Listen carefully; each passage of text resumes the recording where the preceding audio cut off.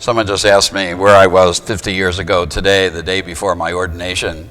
I was sequestered at a monastery in Elmira, New York, and the abbot was giving me my final exhortation before I was preparing to leave.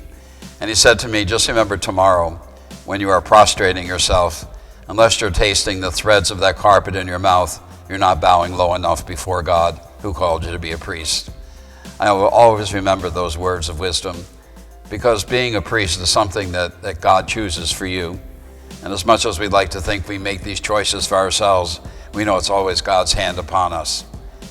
And so I always remember the importance of that action. You know, how important it is to keep ourselves before the Lord in humility, who does so many great things for us. The day of my ordination in Rochester, New York, you got it, May 18th, it snowed.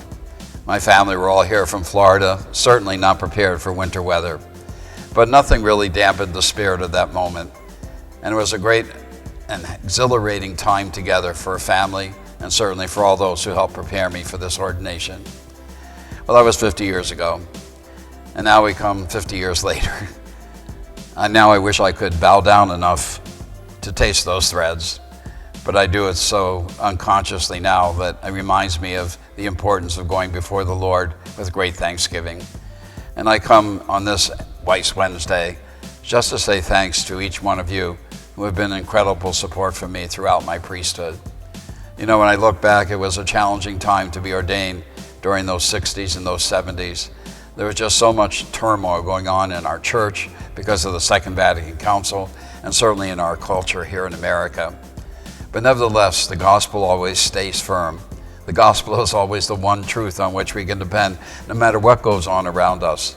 And as long as we hold fast to that gospel, in the good times and the bad ones, the challenging ones, we have nothing to fear.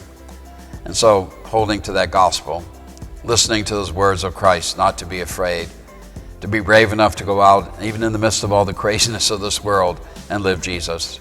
That is a grace. And it's a grace that was given to me with great love and great abundance by our God, and certainly incredibly supported by each one of you. So my theme for this anniversary is a simple one. Thank you. Thank you. And I hope that through my living of this priesthood, others will come to know Christ even more intimately and know how real his love is for each one of us. God bless, and thank you.